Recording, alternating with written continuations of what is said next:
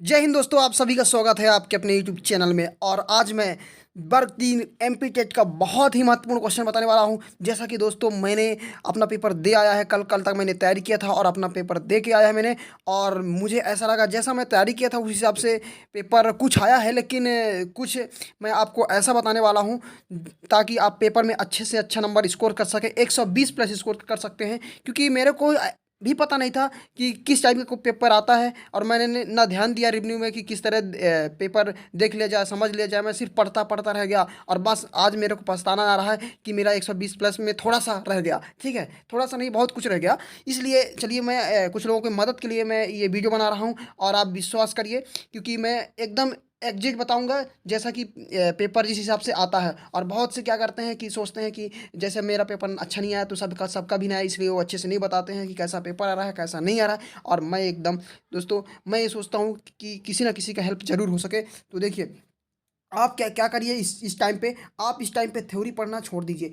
आप थ्योरी पढ़ना छोड़ दीजिए, बिल्कुल छोड़ दीजिए। नो, मत पढ़िए। क्योंकि आप पढ़ेंगे तो पढ़ते रह जाएंगे, आपके दिमाग का दही बन जाएगा और आप कुछ भी नहीं उखाड़ पाएंगे। ये सच बात है, मैं कट बोल रहा हूँ लेकिन सत्य बोल रहा हूँ। ये बात आप ज़रूर मानिएगा, क्योंकि यदि नहीं मानेंगे तो आप पछताएंगे।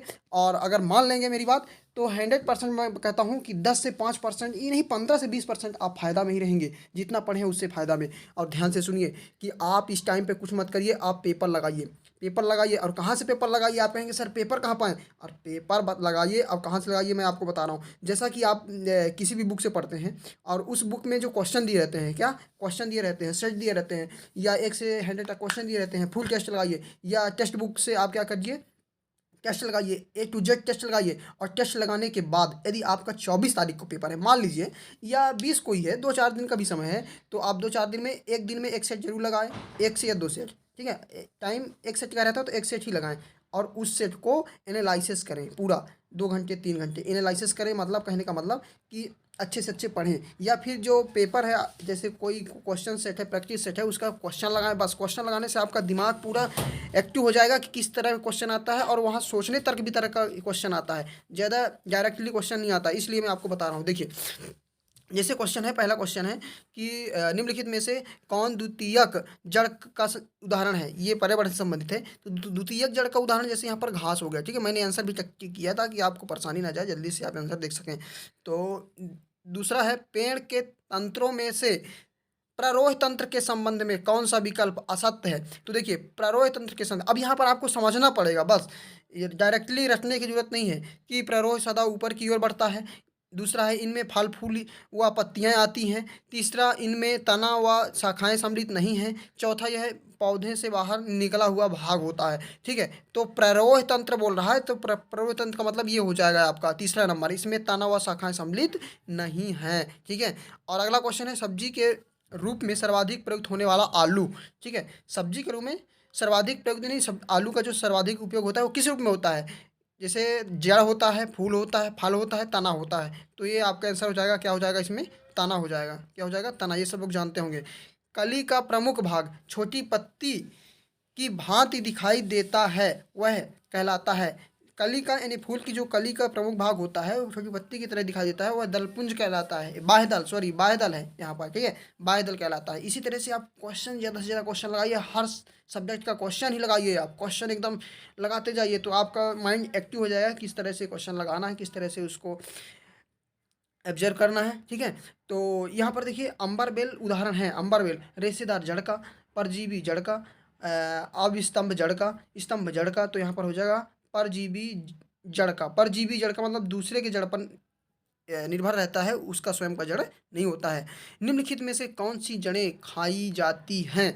निम्नलिखित में से तो गाजर जड़ ही है, मूली जड़ ही है, शकरकंद जड़ ही है, तो इनमें से सभी हो जाएगा। इन सभी को खाया जाता है जड़ के रूप में। 7वां क्वेश्चन है फूलों की संरचना को ध्यान रख से देखने पर अंडाशय के अंदर छोटी छोटी गोल संरचनाएं पाई जाती हैं। तो ये कौन सी गोल संरचना है, उसका नाम क्या है? तो ये बीजांड है। क्या है? बीजांड है। ठीक है, यानी बीजांड मतलब बीज का अंडा के रूप में। ठीक है, ऐसा आप दिमाग लगाइए, रटने की जरूरत नहीं है, ट्रिक से थोड़ा मतलब स्मार्ट करना है। वर्क, ठीक है। और पत्तियों पर सिराओं पर बनाए गए डिजाइन को किस नाम से जाना जाता है? क्योंकि ये पेड़ पौधे से है तो यहाँ से क्वेश्चन आता ही है, आता ही है। मेरे में भी फंसा था, मैं आपको बताता हूँ। ये आलू और ये मिर्च कहाँ के उत्पादक हैं, ऐसे क्वेश्चन फंसा था कल। तो यहाँ पर देखिए, पत्तियों पर सिराओं द्वारा बनाए गए डिजाइन को क्या कहते हैं? तो इससे सिरा विन्यास हो जाएगा, सिराओं पर सिरा विन्यास, ऐसा, ठीक है। और अगला क्वेश्चन यहाँ पर देखिए, धक्का धक में आपको बहुत कुछ क्वेश्चन आपको प्रैक्टिस करा देता हूँ, और फिर अन्य वीडियो में और सब्जेक्ट के वीडियो लाऊंगा, ठीक है। पत्तियों द्वारा बनाया गया भोजन पौधे में किस रूप में संचित होता है? तो ये बहुत ही सरल है, आप पढ़े होंगे 9वीं 10वीं में, ग्लूकोज अथवा सरल शर्करा के रूप में, ठीक है। और अगला क्वेश्चन है कि वृक्षों के तने व शाखाओं में से निकली हुई विशेष जड़ किस नाम से जानी जाती है? तो अब स्तंभ के नाम से जानी जाती है। ऐसे आप प्रैक्टिस सेट जरूर लगाएं जल्दी से जल्दी। हाँ, हमारे आस पड़ोस में पाए जाने वाले अधिकतर पेड़ पौधों की पत्तियां हरी होती हैं, इसके कारण क्या है? पत्तियों में पाए जाने वाले हरित पर्णहरित के कारण, यानी हरित लवक के कारण। और अगला क्वेश्चन है कि प्रकाश संश्लेषण क्रिया में पादपों के द्वारा वातावरण से कौन सी गैस अवशोषित की जाती है? तो वातावरण से कार्बन डाइऑक्साइड गैस अवशोषित की जाती है और ऑक्सीजन गैस छोड़ा जाता है। आप कहेंगे इतना सरल बता रहे हैं, नहीं सरल भी आता है बच्चा, सरल भी आता है। क्यों सरल आता है? क्योंकि हार्ड हार्ड में आपका दिमाग मतलब वो करने के लिए, कुछ शांत करने के लिए, और बीच बीच में सरल भी दे देता है कि हार्ड के चक्कर में आप सरल भी गलत कर देते हैं, ऐसा होता है, ठीक है। तो ये सरल भी आता है और कठिन भी आता है। कांटेनुमा पत्तियों को दर्शाकर एक शिक्षक किस प्रकार के पौधों के बारे में पढ़ा रहा है? तो कांटेनुमा मतलब कांटेनुमा पत्तियां कहाँ पाए जाने वाले पौधों में होती है? तो मरुस्थलीय में होती है, क्योंकि उसमें क्या होता है कि उन पत्तियों का जो रंध्र होता है उससे बाष्पोत्सर्जन नहीं हो पाता है, इसलिए वो कांटे का रूप कर लेती हैं, ठीक है। निम्नलिखित पौधों में से कौन सा एक वृक्ष का उदाहरण है? तो वृक्ष का उदाहरण है, वृक्ष का मतलब बड़ा पेड़, बड़े बड़े जड़, बड़े बड़े शाखाएं, तो बरगद हो जाएगा। क्या हो जाएगा? बरगद हो जाएगा, ठीक है। और कीट भक्षी पादप किस मृदा पर उगते हैं? उसमें कौन सा तत्व नहीं होता है? कीट भक्षी पादप, कीट भक्षी यानी कीटों को खाने वाले पादप, तो इसमें कौन सा तत्व नहीं होता? नाइट्रोजन नहीं होता, और नाइट्रोजन की आवश्यकता के कारण वो कीटों को खाकर अपनी नाइट्रोजन की पूर्ति करते हैं। निम्नलिखित में से किसका संबंध मूसला जड़ से है? मूसला जड़ का मतलब दोस्तों, मूसला जड़ बड़ा बड़ा जड़, एकदम मतलब मोटा जड़, ठीक है। तो उसका हाँ, तो मूसला जड़ का संबंध बताना है, ठीक है।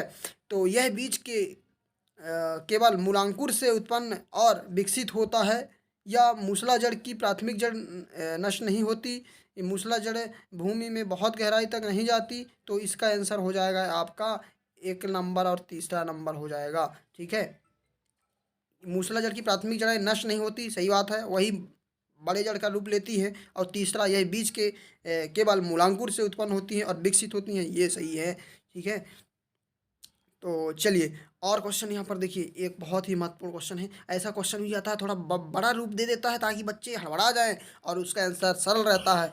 पानी बीजों के अंकुरण को कैसे प्रभावित करता है? पता लगाने के लिए शिक्षक ने विद्यार्थियों को सेम के बीज रूप की परत पर भिगोकर कुछ दिन रखने के लिए और उनमें परिवर्तन देखने के लिए कहा। वह कौन सी एक महत्वपूर्ण सलाह देना भूल गया? उसको निम्न प्रकार से रखना, ठीक है। मतलब थोड़ी बीज गीले रुई पर, ठीक है, जो थोड़े बीज हैं वो गीले रुई पर, जैसे भिगो कर बाद उसको गीले रुई पर रखते हैं, तब उसका क्या होता है?